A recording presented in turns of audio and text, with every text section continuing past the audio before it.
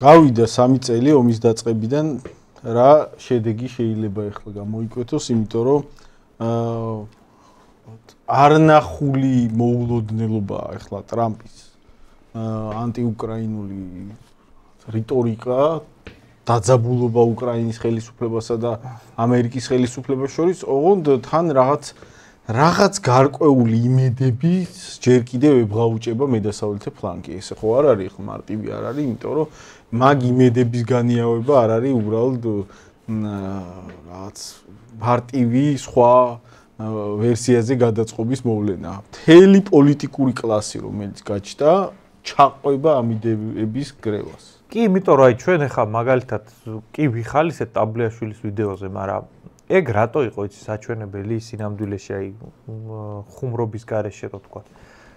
3 წელი გავიდა ომის დაწყებიდან და ხალხ ძალიან მალე ავიწყდება ხოლმე რა განწყობები სუფევდა 3 წლის წინ რაღაცა თემაზე. ანუ ადამიანი მიდრეკილია, რომ ეხლა რა დამოკიდებულებაც აქვს რაღაცა თემაზე და რა გარემოც არის საინფორმაციო გონია, რომ სულ ეგრე იყო.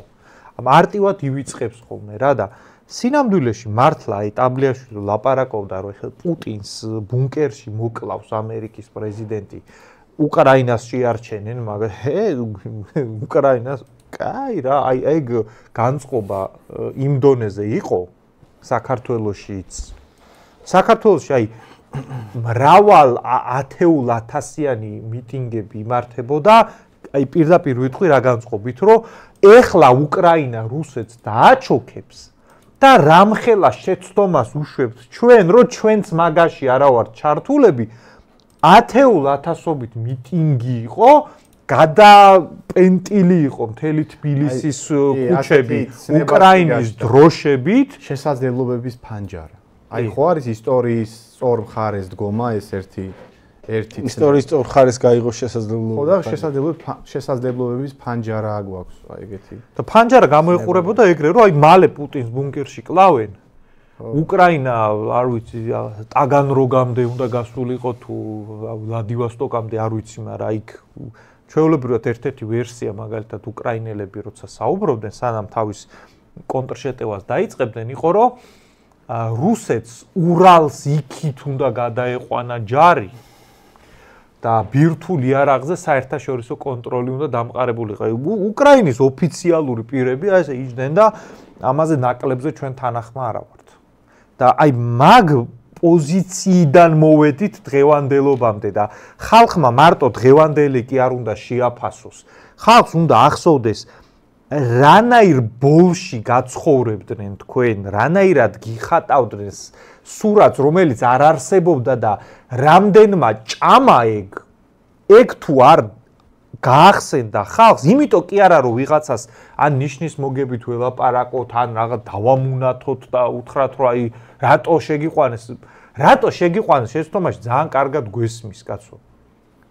განსაცვიფრებელი ის იქნებოდა შეცდომაში რო არ შესულიყავით ყველა ტელევიზორიდან, ყველა რადიოდან, გაზეთიდან, ინტერნეტიდან ეს ნაკადი რომ მოდის რომ ეხა პუტინს კლავენ ბუნკერში და იქ ტაბლიაშვილი კრემლზე უკრაინის დროშას ააფრიალებს, ეხა ეს ნაკადი რომ მოდის ჩვეულებრივ ადამიანს, რომელიც ამაში არ ერკვევა დიდად, ძალიან უჭირს ამ ინფორმაციული წნეხის გაძლება, მაგრამ იმიტომ გვინდა რომ ეგ გახსოვდეთ, რომ მომავალში თუ გონიათ რომ ეგეთი წნეხები აღარ იქნება, ძალიან ცდებით და აღარ გვინდა რომ ეს ქვეყანა კიდე მაგ სიტუაციაში აღმოჩნდეს. კიდე რა თემა იცი ზურა? ეხლა მე ვიღაც აქტივისტებს არ გულისხმობ, ვინც ხელფას იღებს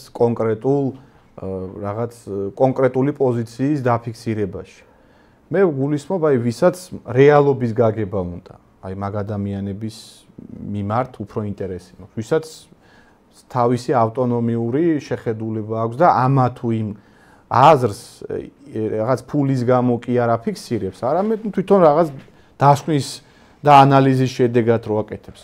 ეგეთი ადამიანის ხო ბევრი იყო, ვინც ტაბლიაშვილის ჭკუაზე იყო. მოდი ეგეც პირდაპირ თქვათ, რომ შეიძლება ითქვას საქართველოს მოსახლეობის მინიმუმ ნახევარი მაგ ჭკუაზე იყო. რო რაღაც პუტინს ბუნკერში კლავენ, ეხლა რუსეთს დაშლიან და აი ეხლა არის ჩვენი დრო. და მოდი ეგეც ზედმეტი ტრაბახის გარეშე ვთქვათ, რომ ერთ-ერთი მცირეთაგანი ხალხი ვიყავით, ვინც ხალხს და აუდიტორიას ვეუბნებოდით, რომ ხალხო არ გაგიჟდეთ. და საკმაოდ რისკის შემცველი იყო. ხო, თან რისკის შემცველი იყო, არ იყო მაგ პოზიციის გამოთქმა მაშინ. უსაფრთხო და კომფორტული, უამრავი უსამართლო შეურაცხყოფა და რაღაც დაბრალებები ავიტანეთ. ხო და როგორი რაღაცა იცი? მაშინ ვეუბნებოდით ხალხს, რომ ხალხო, მოდი მატარებლებს ნუ გაუსწრებ, წინ ცოტა ხანი დაველოდოთ. დიდი ალბათობით პუტინს არავინ არ მოკლავს ბუნკერში. და საერთოდ ამერიკა და საერთოდ ამერიკა და პუტინი მე ერთად შეთანხმდებიან და ზელენსკის გადააგდებენ. 2022 წელს მახსოვს ჩვენ ესე ვიჯექით და ვარჩევდით, რომ საბოლოო ჯამში ეს ომი რომ დამთავრდება, ამერიკელები ყველაფერს დააბრალებენ უკრაინას. აი პირდაპირ ამ ტექსტს ვამბობდით. კი ბატონო, ეხლა ვისაც აინტერესებს აგერ დევს ჩვენი ვიდეოები შეუძლია ნახოს და ეხაც აი ჩვეულებრივად უკრაინას ბრალდება ყველაფერი. თან ვამბობდით რა არგუმენტები დააბრალებენ, კორუფციაზე მოედავებიან, ეტყვიან რომ დემოკრატია არ ქონიათ, ეტყვიან რომ მშვიდობა არ გინდათ და ხალხი იხოცება და იმასაც ეტყვიან რომ ფული რომ დახარჯეთ იმის ანთლოდ რაღაც. ოღონდ რა უნდა დავამატოთ, იცი? აი ეხლა მაგას რომ ეგ რომ მოხდება ეგრე დამთავრდება რომ უკრაინას დააბრალებენ. მაგრამ საქართველოში უნდა დაიმახსოვროს ყველამ, რომ საქართველოშიც არ მოხერხდეს ეგ. არ უნდა დაბრალდეს უკრაინას. ეგ არ არის სინამდვილეში არც სამართლიანი და არც სინამდვილეში უკრაინის ბრალი არ არის.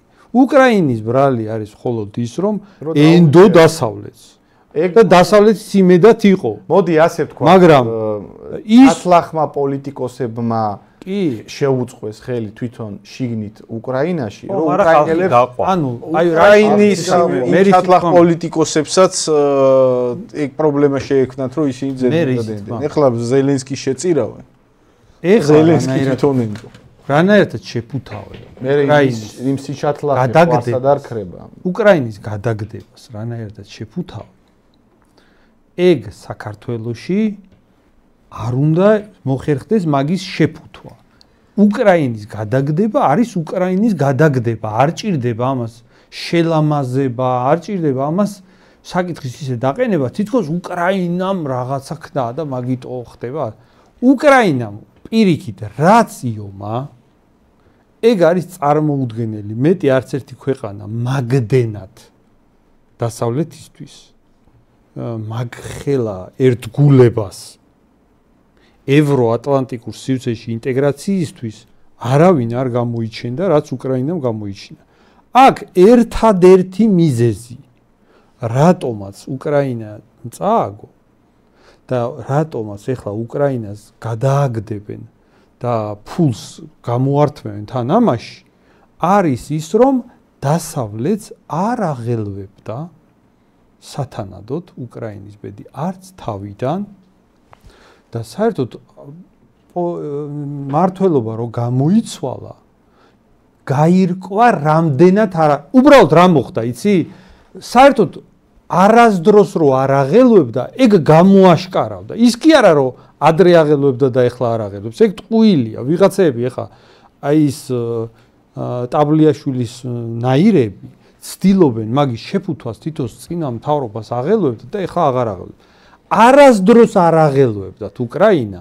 უბრალოდ ეხანდელი მთავრობამ ეს გამოააშკარავა. უბრალოდ გამოავლინა, რომ საქართველოს ხარჯების ოპტიმიზაციით არის დაკავებული. კი, საქართველოს და უკრაინაც ამერიკის მოსახლეობას არ აინტერესებს, არ შესტყივა გული, გამოიყენეს და როცა ბიზნეს თვალსაზრისით აღარ არის მომგებიანი, გადააგდებენ.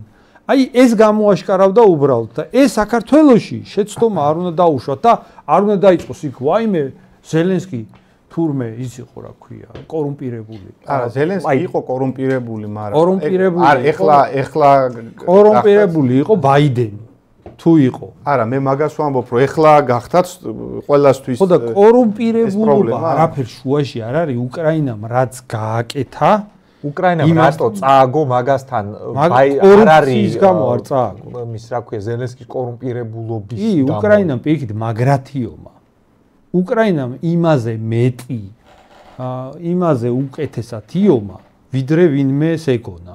აქ სინამდვილეში უკრაინის კორუმპირებულობა და რაღაცა კი არ მოხდა. აქ მოხდა ის, რომ სინამდვილეში გამოიყენეს უკრაინა თავიდანვე და გადააგდეს. ეხანდელი მთავრობა იმით ჯობია ამერიკისა წინა მთავრობას, რომ ეხანდელი მთავრობა მაგაზე ლაპარაკობს ღიად და წინა მთავრობა მაგას ატყუებდა.